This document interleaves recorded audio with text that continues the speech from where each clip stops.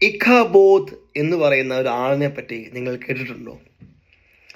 ആ നാമത്തിൻ്റെ അർത്ഥം കൃപ പോയി പോയി എന്നാണ്.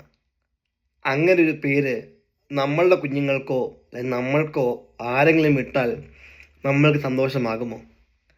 എന്തായിരിക്കും ഇങ്ങനൊരു പേര് ഒരു വ്യക്തിക്ക് ഇടാൻ ഉണ്ടായൊരു സാഹചര്യം? അതാണ് ഇന്നത്തെ കഥ. ഇതൊരു യുദ്ധത്തിൻ്റെ കഥയാണ്. യഹോവയായ ദൈവത്തെപ്പറ്റി പറയുമ്പോൾ അവൻ സൈന്യങ്ങളുടെ യഹോവയാണ്. സകല യുദ്ധങ്ങളെയും ഇസ്രായേൽ ജനത്തെ ജയിപ്പിച്ച ദൈവമാണ്. എന്നാൽ ഇസ്രായേൽ ജനത്തിനെ കൈവിട്ട ഒരു ദൈവത്തെപ്പറ്റി നിങ്ങൾ കേട്ടിട്ടുണ്ടോ? അതാണ് ഈ കഥ. ദൈവം ഇസ്രായേൽ ജനത്തെ കൈവിട്ട കഥ.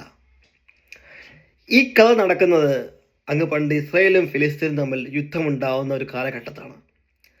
ഇസ്രായേലിൻ്റെ ഏറ്റവും വലിയ ശത്രു ഫിലിസ്തീർ എന്ന് പറയുന്നവർ തന്നെയാണ്. ആ കാലഘട്ടത്തിൽ ഇസ്രായേലിൻ്റെ സകല കാര്യങ്ങളെയും നിയന്ത്രിച്ചു കൊണ്ടിരുന്നത് പുരോഹിതനായ ഏലിയും അവൻ്റെ കുടുംബവുമാണ്. ഏലിയെ പറ്റിയും രണ്ട് വാക്ക് പറയാതെ ഈ കഥയ്ക്ക് യാതൊരു അർത്ഥവും ഉണ്ടാകത്തില്ല. ഏലിക്ക് 2 മക്കളാണ്. ഇവരെല്ലാം പുരോഹിതന്മാരാണ്. നിർഭാഗ്യവശാൽ സ്വന്തം മക്കളുടെ പെടുപ്പുകേട് കാരണം ദൈവത്തിൻ്റെ കൃപ അവരിൽ നിന്ന് അകന്നുപോയി എന്നേ. സ്വന്തം മക്കളെ നന്നായി വളർത്തുവാൻ കഴിയാത്തതിൻ്റെ പേരിൽ ദൈവം തന്നെ ഒരുപാട് ശകാരിച്ചൊരു വ്യക്തിയാണ് ഏലി പുരോഹിതനും. അങ്ങനെ സ്വന്തം മക്കളെ പോലും നന്നായിട്ട് നോക്കാൻ കഴിയാതെ ദൈവത്തിൻ്റെ കൃപ പോലും അകന്നൊരു കാലഘട്ടത്തിലാണ് ഈ ഒരു യുദ്ധം നടക്കുന്നത്. അങ്ങനെ യുദ്ധം ഭയങ്കരമായിട്ട് യുദ്ധഭൂമിയിൽ നടന്നുകൊണ്ടിരിക്കുമ്പോൾ ഇസ്രായേൽ തോൽക്കുന്ന ഒരു സന്ദർഭം എത്തി. അതായത് ഇസ്രായേലിൻ്റെ യുദ്ധം ഇസ്രായേൽ പരാജയപ്പെടും എന്ന് ഒരു സന്ദർഭം എത്തിയപ്പോൾ ആ ദേശത്തിലെ മൂപ്പന്മാരെല്ലാവരും കൂടെ ഒത്തുകൂടി അവരെല്ലാം കൂടെ ആലോചിച്ച് ഈ യുദ്ധം നമ്മൾ എങ്ങനെ ജയിക്കും. അപ്പോൾ അവരെല്ലാം കൂടെ ഒരു തീരുമാനമെടുത്തു. ഒരു കാര്യം ചെയ്യാം, ദേവാലയത്തിൽ ഇരിക്കുന്ന ദൈവത്തിൻ്റെ പെട്ടകം ഉണ്ടല്ലോ, അത് ശരിക്കും പറഞ്ഞാൽ ദൈവത്തിൻ്റെ പെട്ടകം എന്ന് പറഞ്ഞാൽ ദൈവസാന്നിധ്യം തന്നെയാണ്. അപ്പോൾ ഈ പെട്ടകം എന്ന് പറഞ്ഞാൽ അത് ദൈവത്തെ തന്നെ റെപ്രസെൻ്റ് ചെയ്യുന്ന ഒരു ശക്തിയാണ്. അപ്പോൾ അവർ തീരുമാനിക്കുവാണ്, ഈ പെട്ടകം ചുമന്നുകൊണ്ട് ഈ യുദ്ധസ്ഥലത്ത് പോയാൽ ദൈവം നമ്മൾക്ക് വേണ്ടി ഈ യുദ്ധം ചെയ്തോളും എന്ന് അവർ അങ്ങോട്ടും ഇങ്ങോട്ടും ആലോചിച്ച് തീരുമാനമെടുത്തു.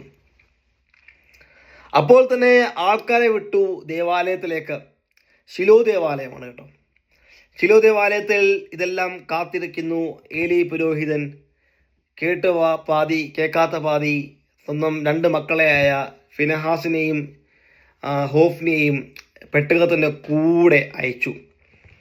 കാരണം ദിവ്യമായൊരു വസ്തുവാണല്ലോ കൊണ്ടുപോകുന്നത്. അപ്പോൾ അവരെയും കൂടെ അയച്ചു. അങ്ങനെ ഹോഫ്നി, ഫിനെഹാസും പെട്ടകവും എല്ലാം കൂടെ യുദ്ധഭൂമിയിലേക്ക് വന്നു. യുദ്ധഭൂമിയിലേക്ക് ഇത് വന്നതും യുദ്ധഭൂമിയുടെ അവസ്ഥയങ്ങ് മാറി. യുദ്ധഭൂമിയിലേക്ക് ഈ സാധനം വന്നതും സൈന്യങ്ങളെല്ലാം സന്തോഷിക്കാൻ തുടങ്ങി. ഇസ്രായേൽ സൈന്യം മൊത്തം ആർത്ത് ഉല്ലസിക്കാൻ തുടങ്ങി. അവർ പറഞ്ഞു, ദാ ദൈവം വന്നിരിക്കുന്നു, ഇനി ഈ യുദ്ധം തോൽപ്പിക്കുവാൻ സാധിക്കത്തില്ല, ഈ യുദ്ധം ഞങ്ങൾ തീർച്ചയായിട്ടും ജയിച്ചിരിക്കും എന്നവർ പറഞ്ഞു. ഇത് കേട്ടതും ഫിലിസ്തീർ സൈന്യവും ഭയപ്പെട്ടു. കാരണം അവർക്കറിയാം, മിസ്രൈം ദേശത്ത് നിന്ന് ഈ ദൈവം ഇവരെ വെളിക്കൊണ്ടുവന്നപ്പോൾ ആ യാത്ര പൂർത്തിയാക്കാൻ വേണ്ടി ഈ ദൈവം എന്തൊക്കെ ചെയ്തു എന്ന് അവർക്കും അറിയാം. അവരും കേട്ടിട്ടുണ്ട് കഥയെപ്പറ്റി. അവരും ഭയന്നു. പക്ഷെ അവരെന്നാലും യുദ്ധം ചെയ്യുവാൻ തീരുമാനിച്ചു. അങ്ങനെ പിന്നെയും യുദ്ധം തുടർന്നു. നിർഭാഗ്യമെന്ന് പറയട്ടെ, ഇസ്രായേൽ ജനത്തിന് യുദ്ധം ജയിക്കുവാൻ കഴിഞ്ഞില്ല എന്ന് മാത്രമല്ല, ആ പെട്ടകവും ഫിലിസ്തീർ കൈക്കലാക്കി അവരുടെ ദേശത്തിലേക്ക് കൊണ്ടുപോയി. ഏലി പുരോഹിതന്റെ മക്കളെ 2 പേരെയും അവർ കൊന്നുകളഞ്ഞു. ഏലി പുരോഹിതന് 2 മക്കളെയും ഹോഫ്നിയെയും ഫിനെഹാസിനെയും ആ യുദ്ധത്തിൽ ഫിലിസ്തീർ സൈന്യം കൊന്നുകളഞ്ഞു. സ്വന്തം മക്കൾ മരിച്ച വാർത്ത കേട്ട് ഏലി പുരോഹിതൻ പുറമോട്ട് വീണ് കഴുത്തൊടിഞ്ഞ് മരിച്ചു. ആ സമയത്തായിരുന്നു ഫിനെഹാസിൻ്റെ ഭാര്യ, അതായത് ഈ മരിച്ചുപോയ ഫിനെഹാസിൻ്റെ ഭാര്യ ഗർഭം ധരിച്ച് ഒരു കുഞ്ഞിനെ പ്രസവിച്ച്, ആ കുഞ്ഞിനെ പ്രസവിച്ച സമയത്ത് ഇസ്രായേലിൻ്റെ സകലതുമായ നിയമപ്പെട്ടകം നഷ്ടപ്പെട്ടതിൻ്റെ ദുഃഖത്തിൽ ആ കുഞ്ഞിനിട്ട പേരാണ് ഇഖബോദ്. ഇഖബോദ് എന്ന് വെച്ചാൽ കൃപ പോയി പോയി. ഇസ്രായേലിൽ നിന്ന് കൃപ പോയി എന്നതാണ് അതിൻ്റെ അർത്ഥം. ഈ കഥ കേൾക്കുമ്പോൾ നമുക്ക് എന്താണ് തോന്നുന്നത്? സാധാരണ നമ്മൾ വേദപുസ്തകവും തലയണക്കടിയിലും കൊന്തമാല പോക്കറ്റിനകത്തും അങ്ങനെ പല കാര്യങ്ങളിലും ദൈവത്തെ കൊണ്ട് നടക്കുന്നവരാ. അങ്ങനെ ദൈവത്തെ കൊണ്ട് നടന്നാൽ ദൈവം നമുക്ക് വേണ്ടി സകല കാര്യങ്ങളും ചെയ്തോളും എന്ന് നമ്മൾ തെറ്റായി ധരിച്ചവരാണ്. സങ്കീർത്തനക്കാരൻ പറഞ്ഞു, യഹോവ വീട് പണിയാതിരുന്നാൽ പണിയുന്നവൻ വൃഥാ അധ്വാനിക്കുന്നു, യഹോവ പട്ടണം കാക്കാതിരുന്നാൽ കാവൽക്കാർ വൃഥാ ജാഗരിക്കുന്നു. അധ്വാനമുണ്ട്, ഉറക്കമില്ലായ്മയുണ്ട്, ഇതൊക്കെ നമ്മുടെ ജീവിതത്തിലുണ്ടല്ലോ. നമ്മൾ കഷ്ടപ്പെടുമല്ലേ? പക്ഷെ ഇതിനൊക്കെ ഫലം കിട്ടണമെങ്കിൽ യഹോവ നമ്മോട് കൂടെ ഈ കാര്യങ്ങളിലെല്ലാം ഏർപ്പെടണം.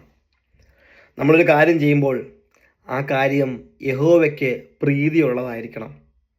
നമ്മൾ നടക്കുന്ന വഴിയും നമ്മൾ കേൾക്കുന്ന കാര്യങ്ങളും കാണുന്ന കാര്യങ്ങളുമെല്ലാം അതെല്ലാം ദൈവത്തിന് പ്രീതിയുള്ളതായിരിക്കണം.